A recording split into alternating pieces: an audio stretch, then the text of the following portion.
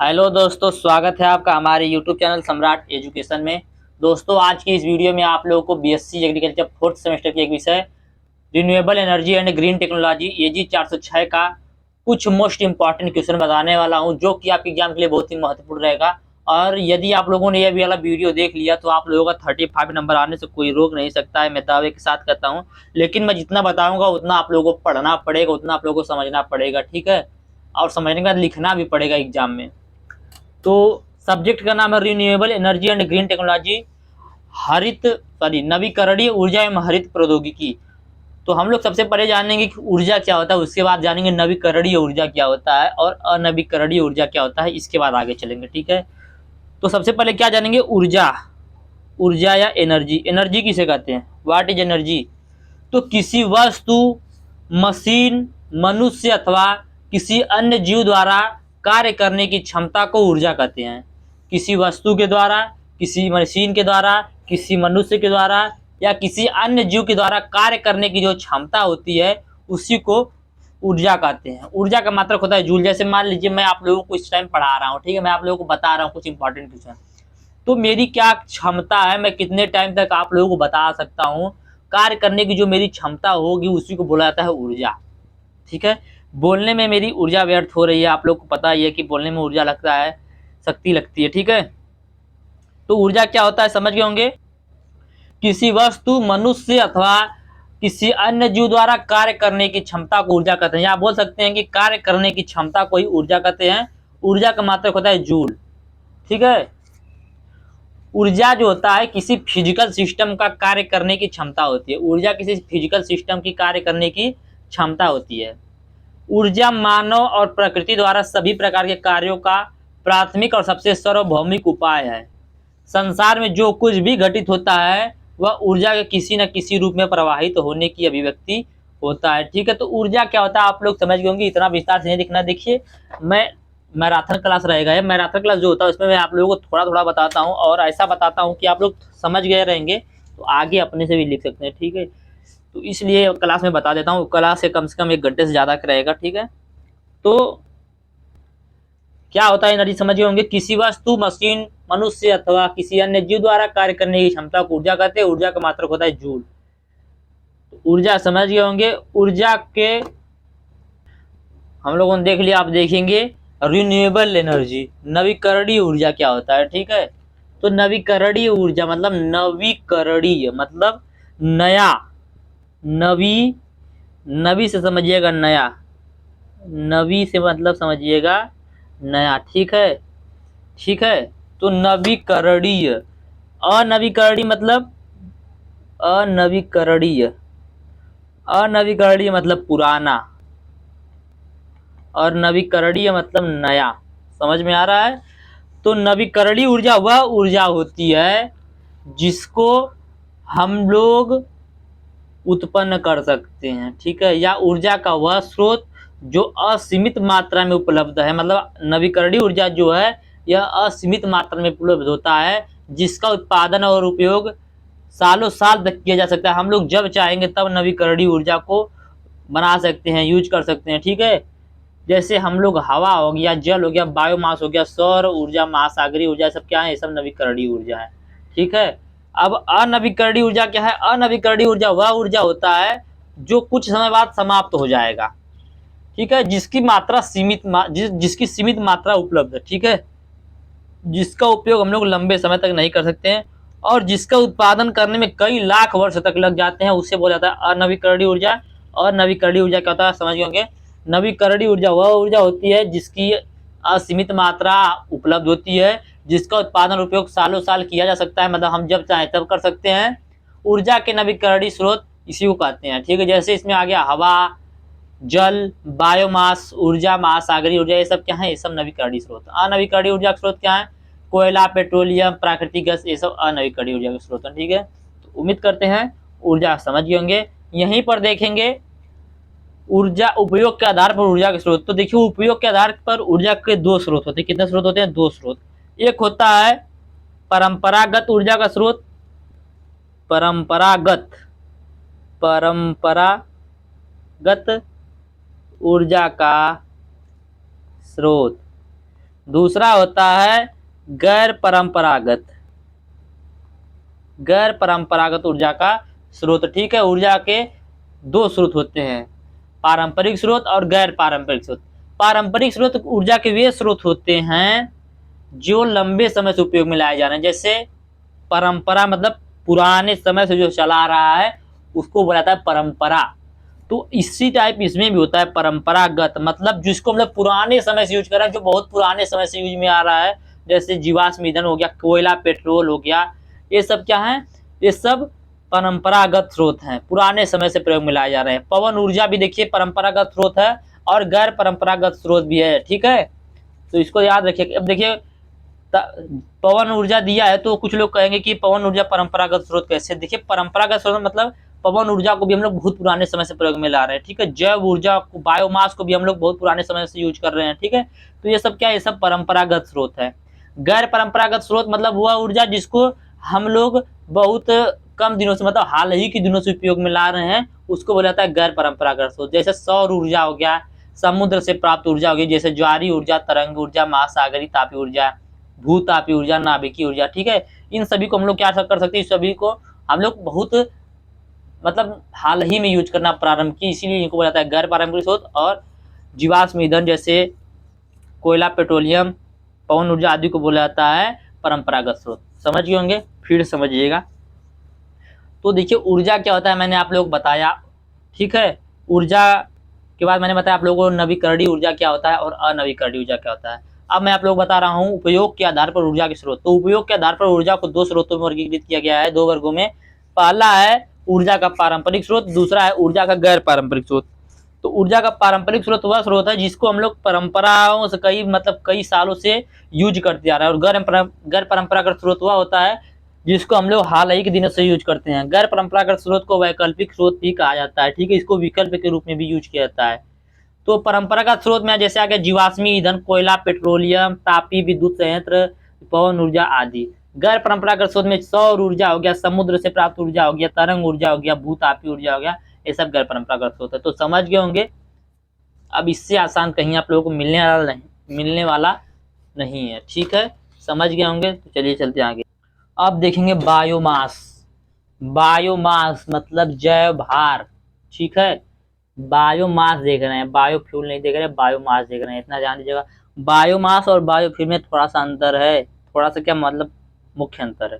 तो बायोमास किसे कहते हैं, बायोमास किसे कहते हैं, बायोमास उसे कहते हैं जिस पदार्थ के में जीवन होता है उसे बायोमास कहते हैं। ठीक है, यहाँ पर जीव से मतलब समझिएगा लोग पेड़ पौधे से। ठीक है, इसमें मैं जहां जहां पर जीव का उपयोग करेंगे उसको आप लोग पेड़ पौधा समझिएगा। ठीक है, तो जीवित जीवों अथवा हाल ही में मरे हुए जीवों से प्राप्त जैव मात्रा को जैव भार कहा जाता है। ठीक है, जीवित जीव जैसे जीवित पेड़ पौधे या मृत पेड़ पौधे, सूख गए पेड़ पौधे से प्राप्त ऊर्जा को, प्राप्त मात्रा को जैव भार या बायोमास कहा जाता है। ठीक है, जैविक जीव, अगला डेफिनेशन, जैविक जीवों से प्राप्त कार्बनिक पदार्थों से प्राप्त ऊर्जा को बायोमास ऊर्जा कहते हैं। ठीक है, बायोमास एक नवीकरणीय ऊर्जा स्रोत है जो गर्मी पैदा करने के लिए कार्बनिक पदार्थों को सीधे जलाया जाता है या इथेनॉल या अन्य अल्कोहलिक ईंधन जैसे ईंधन को उत्पादन करने के लिए परिष्कृत किया जाता है। ठीक है, तो यही बायोमास होता है। ठीक है, बायोमास मतलब जीवों का भार, जीवों के भार को जैव भार कहते हैं। समझ गए होंगे बायोमास। अब देखेंगे पैरोलिसिस क्या होता है। क्या पैरोलिसिस, तो इस प्रक्रिया में बायोमास को बंद वेसल या पतीले में गर्म किया जाता है। किसमें, बंद वेसल या पतीले में गर्म किया जाता है, जिसका तापमान 500 डिग्री से 900 डिग्री सेल्सियस होता है। ठीक है, पायरोलिसिस हम लोग देख रहे हैं। पायरोलिसिस एक ऐसी प्रक्रिया है जिसमें बायोमास को बंद वेसल या पतीले में गर्म किया जाता है, जिसका तापमान 500 डिग्री सेल्सियस से 900 डिग्री सेल्सियस तक होता है, और इसमें ऑक्सीजन और हवा का इस्तेमाल नहीं किया जाता। ठीक है, इसमें हवा और ऑक्सीजन का इस्तेमाल नहीं किया जाता। इस प्रक्रिया को ठोस, तरल या फिर गैस के रूप में पदार्थ, इस प्रक्रिया को ठोस, तरल या फिर गैस के रूप में पदार्थ मिलता है। ठीक है, इस प्रक्रिया में hydrogen, methane, nitrogen, carbon dioxide gas उत्पन्न होती है। ठीक है, तो समझ गए होंगे पायरोलिसिस क्या होता है। पायरोलिसिस एक ऐसी प्रक्रिया है जिसमें बायोमास को बंद वेसल या पतीले में गर्म किया जाता है 500 डिग्री सेल्सियस से लेकर 900 डिग्री सेल्सियस तक। ठीक है, और इसमें ऑक्सीजन और हवा का इस्तेमाल नहीं किया जाता। इस प्रक्रिया को ठोस तरल या फिर गैस के रूप में पदार्थ निकलता है। इस प्रक्रिया से ठोस तरल या फिर गैस के रूप में पदार्थ निकलता है, तो उसी प्रक्रिया को पायरोलिसिस बोला जाता है। आगे गैसिफिकेशन।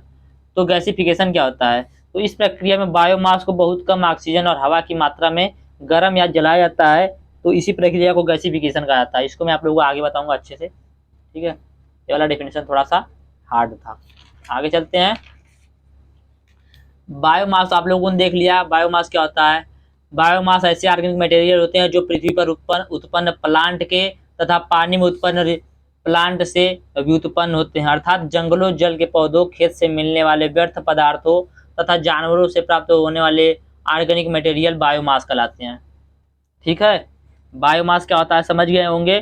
कमेंट कर दिया करिए, आप लोग कमेंट नहीं करते तो पता नहीं चलता आप लोगों को समझ में आए कि नहीं।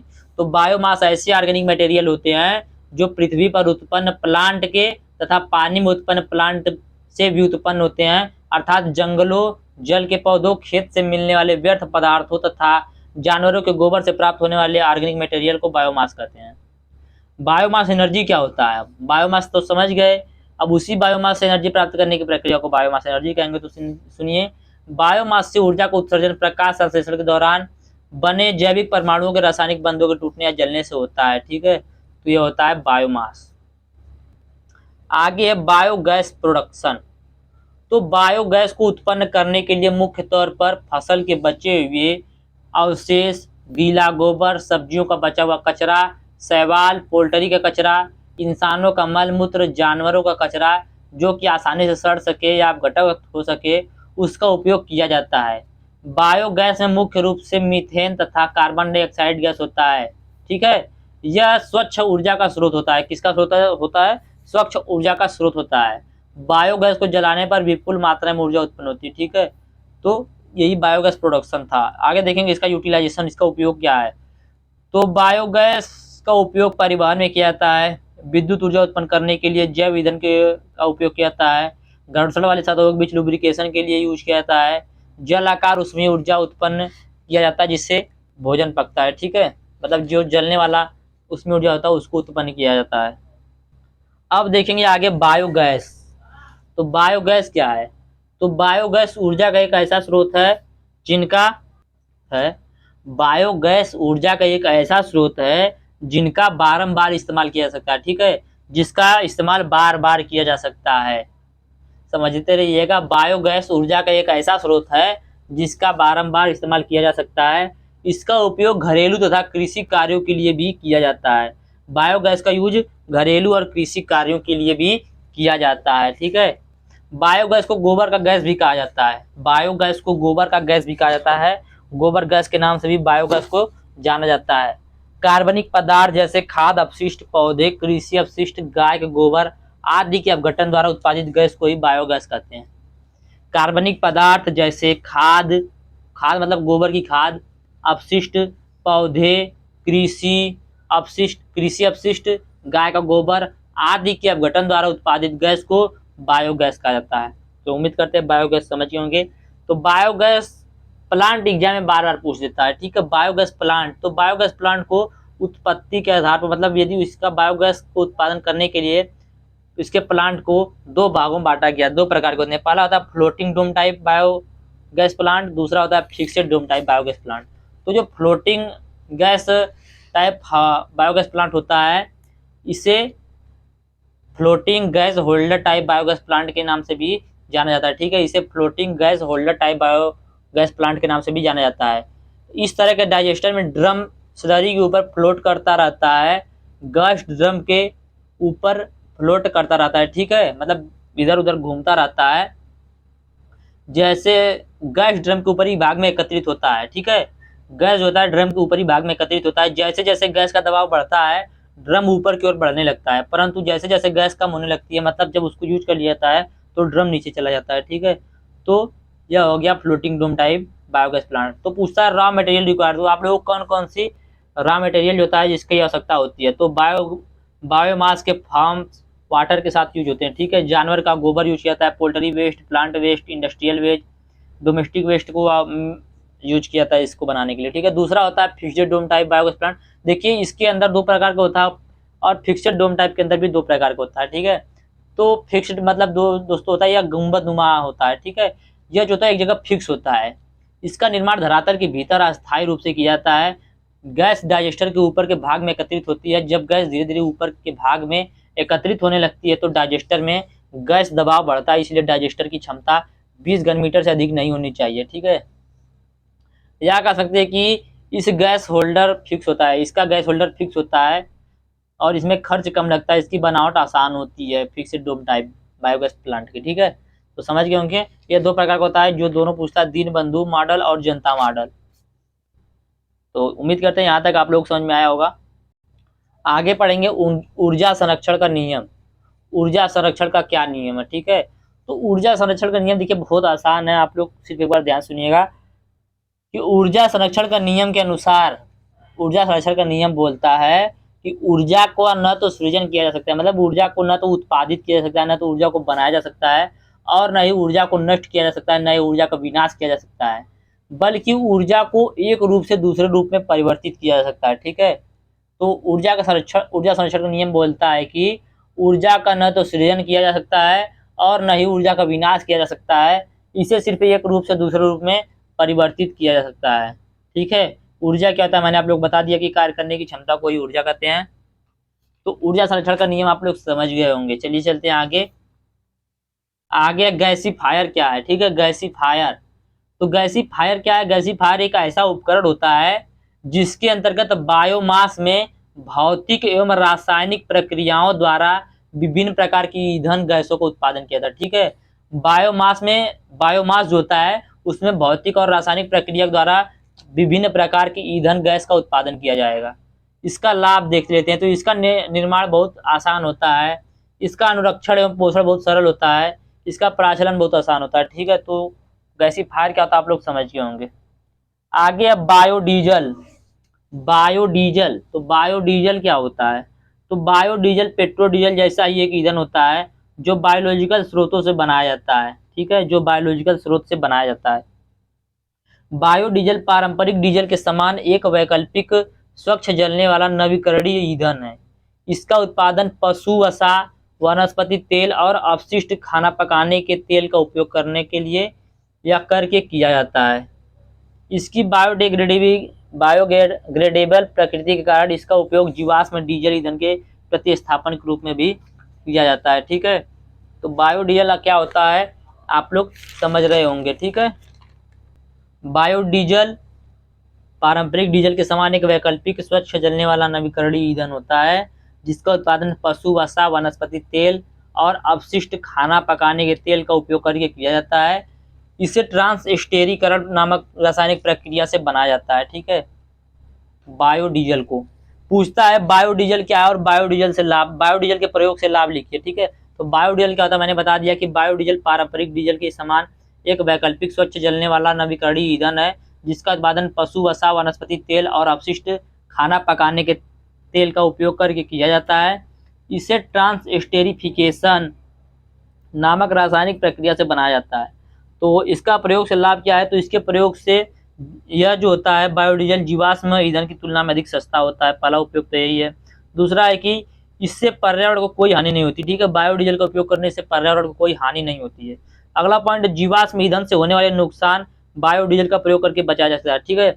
जो जीवाश्म ईंधन से होने वाला नुकसान है उसकी जगह पर यदि हम लोग बायोडीजल का यूज करेंगे तो उससे बचा जा सकता है। अगला पॉइंट है कि बायोडीजल एक नवीकरणीय ऊर्जा का स्रोत होता है।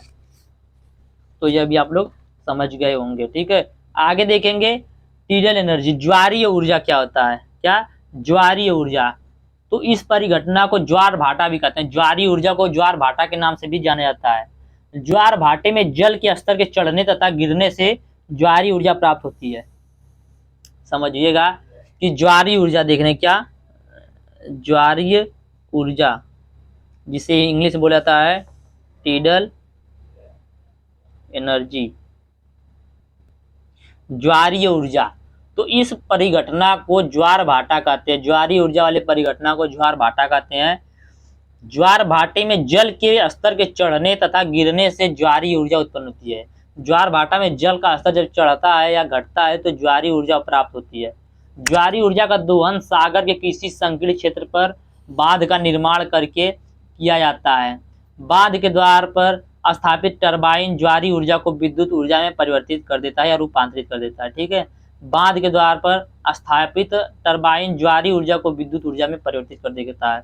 तो यही था टीडल एनर्जी या ज्वारी ऊर्जा। आगे देखेंगे जियोथर्मल एनर्जी। जियोथर्मल एनर्जी, तो जियोथर्मल एनर्जी क्या है? तो भूतापीय ऊर्जा पृथ्वी से निकलने वाली ऊष्मा है। क्या है? पृथ्वी से निकलने वाली ऊष्मा है। इस ऊर्जा का इस्तेमाल इमारतों को गर्म करने और विद्युत उत्पादन में किया जाता है। तो भूतापीय ऊर्जा पृथ्वी से निकलने वाली एक ऊष्मा है। भूताप मतलब भूमि से जो ताप निकलता है उसी को भूतापीय ऊर्जा बोला जाता है। इस ऊर्जा का इस्तेमाल इमारतों को गर्म करने और विद्युत उत्पादन में किया जाता है। जियोथर्मल शब्द ग्रीक भाषा के शब्द जियो और थर्म, जियो का मतलब होता है पृथ्वी और थर्म का मतलब होता है ऊष्मा। तो ग्रीक भाषा के शब्द जियो और थर्म से आया है। भूतापीय ऊर्जा एक नवीकरणीय ऊर्जा स्रोत है क्योंकि पृथ्वी के भीतर लगातार ऊष्मा उत्पन्न होती रहती है। ठीक है, तो क्या समझे आप लोग? भूतापीय ऊर्जा समझ गए होंगे कि भूतापीय ऊर्जा पृथ्वी से निकलने वाली ऊर्जा है। इस ऊर्जा का इस्तेमाल इमारतों को गर्म करने और विद्युत उत्पादन में किया जाता है।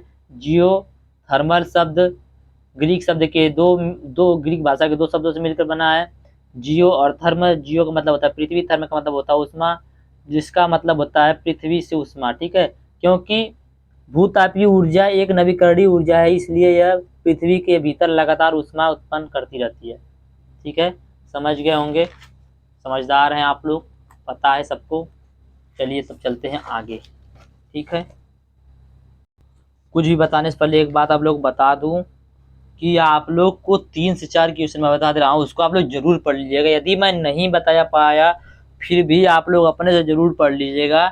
जिसमें पहला है विंड एनर्जी। ठीक है, विंड एनर्जी। दूसरा है फोटो वोल्टाइक सिस्टम। ठीक है, फोटो वोल्टाइक सिस्टम। और renewable energy, non renewable energy. ठीक है, बायोमास, बायोगैस। ठीक है, पायरोलिसिस। तो ये 4 से 5 जो क्वेश्चन मैंने बताया इसको जरूर पढ़िएगा आप लोग, और जरूर आएगा एग्जाम में। देखिए फोटोवोल्टाइक सिस्टम हर बार एग्जाम पूछता है। विंड एनर्जी के बारे में बार पूछता है, पूछ देगा कि जो पवन चक्की होती है उसमें कौन कौन से पार्ट यूज किए जाते हैं उसके बारे में बताइए, तो आप लोगों को उसके बारे में लिखना पड़ेगा। ठीक है, तो इसको जरूर पढ़ लीजिएगा। तो चलिए अब बताते हैं आप लोगों को। ठीक है, तो उत्तम ईंधन क्या है? आप लोग बताइएगा उत्तम ईंधन क्या है, बेस्ट फ्यूल क्या है? उत्तम ईंधन, तो उत्तम ईंधन वह ईंधन है जो प्रति एकांक द्रव्यमान में अधिक कार्य करे, सरलता से प्राप्त हो, भंडारण और परिवहन सरल हो तथा दाम में सस्ता हो। उसी प्रकार की ईंधन को क्या बोलते हैं? उत्तम ईंधन बोलते हैं। उत्तम ईंधन वह ईंधन होता है जो प्रति एकांक द्रव्यमान में अधिक कार्य करता है, सरलता से प्राप्त हो जाता है, भंडारण और परिवहन जिसका सरल होता है और दाम में सस्ता होता है। उसी प्रकार की ईंधन को उत्तम ईंधन बोलते हैं। ठीक है, समझ गए होंगे उत्तम ईंधन। चलिए चलते हैं आगे, देखेंगे रासायनिक ऊर्जा। ठीक है, रासायनिक ऊर्जा, केमिकल एनर्जी। तो रासायनिक ऊर्जा एक प्रकार की ऊर्जा है। ऊर्जा का यह रूप पदार्थों के मध्य संचित रहता है। ठीक है, पदार्थों के मध्य संचित रहता है। यह अणुओं के मध्य परमाणु की स्थिति के कारण तथा विभिन्न छोटे कणों के आपसी स्थिति के कारण उत्पन्न होता है। रासायनिक ऊर्जा परमाणुओं और अणुओं के बंधनों में संग्रहित ऊर्जा होती है। यह ऊर्जा तब निकलती है जब कोई रासायनिक प्रतिक्रिया होती है। ठीक है, तो रासायनिक ऊर्जा क्या होता है समझ होंगे। यदि किसी पदार्थ में से रासायनिक ऊर्जा को निकाल दिया जाएगा तो ऊर्जा पूरी तरह नए पदार्थ में बदल जाती है, जैसे कोयला, गैस, बायोमास आदि। तो समझ गए होंगे। आगे देखेंगे एग्रीकल्चर वेस्ट या कृषि अपशिष्ट क्या है। तो फसल अवशेष पौधे का वह भाग होता है जो फसल की कटाई और गहाई के बाद खेत में छोड़ दिया जाता है। ठीक है, फसल अवशेष पौधे का वह भाग होता है जो कटाई और गहाई के बाद मतलब थ्रेसिंग के बाद खेत में छोड़ दिया जाता है। जैसे भूसा हो गया, तना, डंठल, पत्ता, छिलका आदि, ये सब क्या है, यही सब है कृषि अपशिष्ट। आगे देखेंगे हाइड्रो एनर्जी। देखिए हाइड्रो एनर्जी भी बहुत इंपॉर्टेंट है, हाइड्रो एनर्जी भी पढ़ लीजिएगा।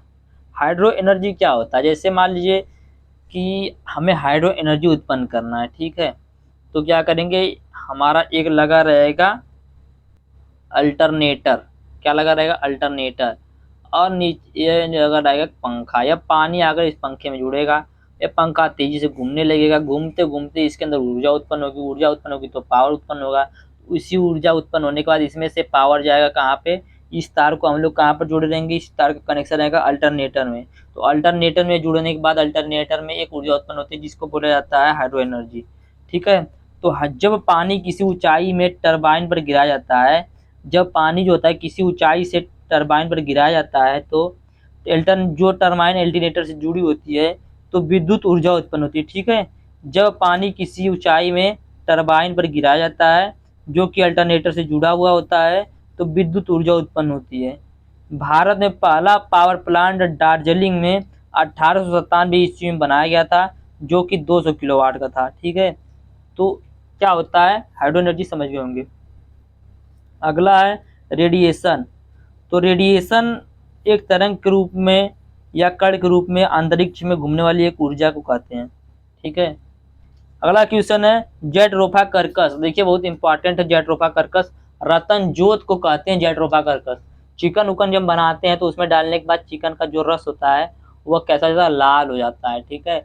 वह जो हम लोग डालते हैं अपने सब्जी में मसाले के रूप में, या इसकी खली होती है, जैसे सरसों की खली निकलती है, नीम की खली निकलती है, उसी प्रकार रतन जोत की खली निकलती है, रतन जोत का तेल बनता है, और जो रतन जोत का तेल होता है उसका कोई यूज नहीं होता, इसलिए उसे बायोडीजल के रूप में यूज किया जाता है। रतन जोत को बायोडीजल का पौधा भी कहते हैं, सॉरी डीजल का पौधा भी कहते हैं, ठीक है। रतन जोत को या जेट्रोफा कर्कस को डीजल का पेड़ भी कहते हैं, क्योंकि इसके अंदर का डीजल पैदा करने की प्रकृति होती है, इसके तेल से डीजल पैदा किया जाता है, क्योंकि इसके तेल का कोई यूज नहीं होता है। इसकी खली का यूज मसाला के रूप में किया जाता है, पशुओं के खिलाने के लिए यूज किया जाता है, ठीक है। तो इस रतन जोत को उगाना का कार्य होती है ज़्यादातर महिलाएं ही करती हैं, ठीक है। तो क्या होता है जेट्रोफा कर्कस, समझ गए होंगे। जेट्रोफा कर्कस बायोडीजल उत्पादन और औषधि उत्पादन करने वाले एक बहुउद्देशीय पौधा है, ठीक है। तो उम्मीद करते हैं यह भी आप लोग समझ में आ गया होगा। अगला क्वेश्चन है सौर नियतांक क्या है। सौर नियतांक या सौर स्थिरांक या सोलर कांस्टेंट। तो पृथ्वी के वायुमंडल के ऊपरी सतह पर प्रति एकांक क्षेत्रफल पर प्रति सेकेंड प्राप्त होने वाली ऊर्जा को सौर स्थिरांक कहते हैं। सौर स्थिरांक का मान 1.4 किलोवाट प्रति मीटर स्क्वायर होता है, ठीक है। 1.4 किलोवाट प्रति मीटर स्क्वायर होता है किसका मान, सोलर कांस्टेंट का। तो सोलर कांस्टेंट क्या होता है आप लोग समझ होंगे कि पृथ्वी के वायुमंडल की ऊपरी सतह पर प्रति इकाई क्षेत्रफल पर प्रति सेकेंड प्राप्त होने वाली ऊर्जा को सौर स्थिरांक या सोलर कांस्टेंट कहते हैं। चलिए अब चलते हैं थोड़ा सा आगे, ठीक है। अभी बहुत सारा पढ़ना है। और क्वेश्चन है राष्ट्रीय जैव ईंधन नीति की प्रमुख विशेषताएं बताइए, ठीक है। तो राष्ट्रीय जैव ईंधन नीति की प्रमुख विशेषताएं निम्नलिखित हैं जिसमें पहला है विशेषता 2017 से जैव ईंधन के लिए 20% मिश्रण के लिए जैव इथेनॉल और जैव डीजल प्रस्तावित किया गया है, ठीक है। अगला पॉइंट है वर्थ डिग्रेडेड सीमांत भूमि में होने वाली गैर खाद्य तेल बीजों से जैव डीजल का उत्पादन किया जाएगा। अगला पॉइंट है जैव डीजल चारे के स्वदेशी उत्पादन पर केंद्रित होगा और तेल पाम जैसे वसायुक्त अम्ल रहित के आयात की अनुमति नहीं होगी। तो काफ़ी सारा नीति बनाया है, इस सब को पढ़ने से कोई फायदा नहीं है क्योंकि चांस बहुत कम इसका पूछने का, ठीक है। आगे चलते हैं, कुछ बताते हैं। बायोमास गैसिफिकेशन बहुत इंपॉर्टेंट है, बायोमास गैसिफिकेशन, ठीक है। तो बायोमास गैसिफिकेशन होता क्या है, तो बायोमास गैसीकरण एक तकनीक है जिसमें बायोमास संसाधन को, जिसमें बायोमास को ऊष्मा और ऑक्सीजन के बिना उपयोग के दहन से हाइड्रोजन और अन्य उत्पादों में परिवर्तित किया जाता है। आसान भाषा में समझिए तो बायोमास गैसीकरण ठोस का तापीय रासायनिक विधि से ठोस का कोई चीज ठोस है, ठीक है, उसको तापीय रासायनिक विधि से दहन योग्य मतलब गैस के मिश्रण के रूप में रूपांतरित कर देंगे, तो उसी प्रक्रिया को बोला जाता है बायोमास गैसिफिकेशन। ठीक है, बायोमास गैसीकरण ठोस का तापीय रासायनिक विधि से उसको गैस के रूप में रूपांतरित करना कहलाता है। ठीक है, समझ गए होंगे, समझदार हैं। मैं आप लोगों को एक क्वेश्चन बताने वाला था, उसको पूरा बता नहीं पाया, उसको थोड़ा सा बायोडीजल में बता रहा था आप लोगों को। तो बायोडीजल का प्रयोग करने से लाभ क्या होता है? अच्छा सॉरी, मैंने बताया था आप लोगों को। अब देखेंगे आगे नवीकरणीय और अनवीकरणीय ऊर्जा में अंतर। तो नवीकरणीय ऊर्जा क्या होती है और अनवीकरणीय ऊर्जा क्या होती है, शुरू में ही बताया। तो जो देखिए इधर देखिए नवीकरणीय ऊर्जा का स्रोत है, इधर अनवीकरणीय ऊर्जा का स्रोत है। ठीक है, तो नवीकरणीय ऊर्जा वह ऊर्जा होती है जो असीमित मात्रा में उपलब्ध है। ठीक है, नवीकरणीय ऊर्जा असीमित मात्रा में उपलब्ध है, मतलब इसकी कोई सीमा नहीं है। और नवीकरणीय ऊर्जा सीमित मात्रा में उपलब्ध है, सॉरी अनवीकरणीय ऊर्जा सीमित मात्रा में उपलब्ध है। ठीक है, नवीकरणीय ऊर्जा को बनाने में ज्यादा समय नहीं लगता है, नवीकरणीय ऊर्जा को बनाने में ज्यादा समय नहीं लगता है, और अनवीकरणीय ऊर्जा को बनाने में कई लाखों साल लग जाते हैं। ठीक है, नवीकरणीय ऊर्जा किसी प्रकार का प्रदूषण नहीं करता है और अनवीकरणीय ऊर्जा प्रदूषण करता है। नवीकरणीय ऊर्जा मानवीय गतिविधि से प्रभावित नहीं होता है और अनवीकरणीय ऊर्जा मानवीय गतिविधि से प्रभावित होता है। ठीक है, तो यह था नवीकरणीय ऊर्जा और गैर नवीकरणीय ऊर्जा में अंतर। आगे देखेंगे जीवाश्म ईंधन। तो जीवाश्म ईंधन क्या होता है? तो पृथ्वी के अंदर लाखों वर्ष तक मृत पेड़ पौधे और जानवरों का मिट्टी चट्टानों की परतों के बीच दबे रहने के फलस्वरूप जो पदार्थ बनते हैं उन्हीं को जीवाश्म ईंधन बोला जाता है। ठीक है, पृथ्वी के अंदर लाखों वर्ष तक मृत पेड़ पौधे और जानवरों का मिट्टी चट्टानों की परतों के बीच दबे रहने के फलस्वरूप जो पदार्थ बनते हैं उन्हें जीवाश्म ईंधन कहते हैं। यह ईंधन प्रकृति में सीमित मात्रा में उपलब्ध होते हैं, इसका उत्पादन करने में कई साल लग जाते हैं। यह ऊर्जा के अनवीकरणीय स्रोत कहलाते हैं। ठीक है, तो समझ गए होंगे। देखेंगे सोलर हीटर। ठीक है, सोलर हीटर या सौर तापक क्या है? तो विश्व में सौर ऊर्जा की सामान्यतः इस्तेमाल पानी गर्म करने के लिए किया जाता है। ठीक है, सोलर हीटर का इस्तेमाल पानी गर्म करने के लिए किया जाता है। सबसे छोटा उपलब्ध सौर जल तापक 100 लीटर प्रतिदिन की क्षमता का है, जो 4 से 5 सदस्यों वाले परिवार के लिए पर्याप्त होता है। इस पर 15,000 रुपये से 18,000 रुपये के बीच लागत आती है। ठीक है, इस पर 15,000 रुपये से 18,000 रुपये तक लागत आती है। इस सौर जल तापन प्रणाली से 1500 यूनिट बिजली प्रति वर्ष बचाई जा सकती है। यह सौर जल तापक 15 से 20 वर्ष तक काम कर सकता है। ठीक है, तो सौर तापक आप लोग समझ गए। दूसरा है सौर कुकर। सोलर कुकर पूछेगा एग्जाम में। ठीक है, तो भारत में सौर ऊर्जा के उपयोग में खाना पकाना सबसे आम है। विभिन्न आवश्यकता के अनुसार अलग अलग प्रकार के सौर कुकर उपलब्ध होते हैं। इससे ईंधन पर बार बार खर्च नहीं करना पड़ता है।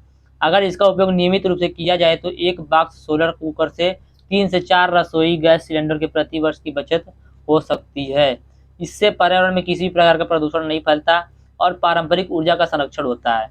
और कुकिंग एक ऐसी धीमी प्रक्रिया है, इसलिए इसमें पका हुआ खाना ज़्यादा बेहतर और पौष्टिक होता है, परंतु इसकी एक सीमा भी है। सौर कुकर साफ धूप वाले दिन ही अच्छी तरह कार्य करता है। ठीक है, तो सोलर कुकर को समझ गए विस्तार से। देखिए टाइम बहुत कम बच रहा है, 1 दिन का टाइम मिला और मैं वीडियो क्यों नहीं डाला, आप लोग यही सोच रहे होंगे।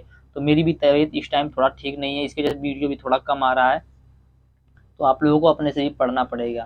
ठीक है, अब देखिए बोलते बोलते अब एकदम हालत ख़राब हो गया है, क्योंकि थोड़ा सा तबीयत ख़राब है, नहीं तो मैं 1.5 घंटे तक लगातार बोलता हूँ। तो वीडियो को यहीं पर रोकूंगा कुछ टाइम, तो 1-2 मिनट बाद। ठीक है, थोड़ा सा पवन चक्की के बारे में बताएंगे, पवन चक्की के कौन कौन से पार्ट होते हैं उसके बारे में। ठीक है, तो पवन चक्की में कौन कौन से पार्ट लगे होते हैं? तो पहला पार्ट होता है टावर का। ठीक है, टावर। ठीक है, दूसरा भाग होता है रोटर, टावर रोटर। ब्लेड मतलब पंखा, brake, gear box, generator, pump. 7 चीज देखिए जो हमारे विंड एनर्जी उत्पन्न करने वाले पवन चक्की होते हैं उनमें लगे होते हैं। पहला था टावर। टावर क्या करता है? पवन। और ब्रेक क्या करता है, रोटर क्या करता है, पंखा क्या करता है, ये सब कुछ मैं बाद में आप लोग बताऊंगा आगे। ठीक है, नहीं बता पाएंगे तो आप लोग अपने से पढ़ लीजिएगा, क्योंकि तबीयत थोड़ा सा खराब है। तो उम्मीद करते हैं वीडियो को यहीं पर रोकेंगे, और उम्मीद करते हैं जितना मैंने बताया आप लोग समझ में आया होगा। तो वीडियो अच्छा लगा तो वीडियो को लाइक कर दीजिएगा, चैनल को सब्सक्राइब जरूर कर दीजिएगा। धन्यवाद, जय हिंद।